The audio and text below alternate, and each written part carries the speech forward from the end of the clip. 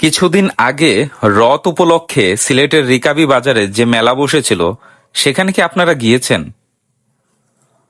অফিসের ফাঁকে কিছু সময় বের করে আমরা দুইজন যাই সেখানে।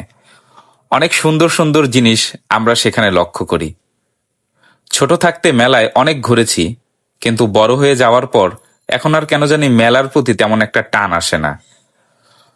অনেক ছোট যখন ছিলাম তখন এই জিনিসটার প্রতি একটা আকর্ষণ ছিল। বড় হওয়ার পরও মেলায় যখন এই জিনিসটা আমি দেখতে পাই, চোখ আটকে যায়।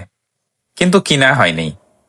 আমরা বিভিন্ন জায়গায় যাই, মাটির খুব সুন্দর জিনিসপত্র উঠেছিল সেদিন, চশমার দোকানও। নাগরদোলায় শেষ কবে উঠেছিলেন আপনারা? আমার কিন্তু খুব ভালো লাগে, ভয়ের পাশাপাশি একটা দারুণ আনন্দ।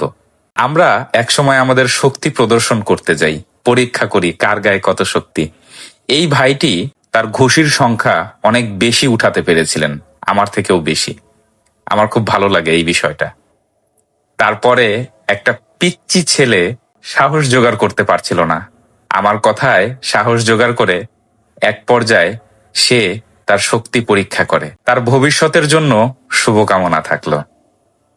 তারপরে আমার সিরিয়াল আসে।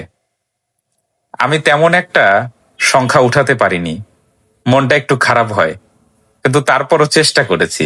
আমরা মেলায় অনেকক্ষণ ঘোরাঘুরি করি।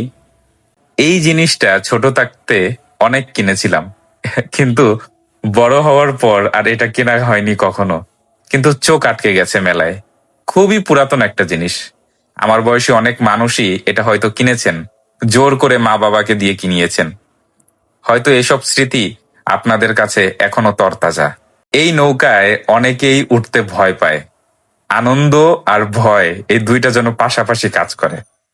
আমরা আরো অনেক সুন্দর সময় সেখানে কাটানোর পর যার যার বাসায় চলে যাই। রিকাবি বাজারের এই ছোট্ট মেলাটি আমার স্মৃতিতে থাকবে অনেকদিন। সত্যি, শৈশবে অনেক সুন্দর সুন্দর স্মৃতি এই মেলাতে এসে তাজা হয়ে ওঠে।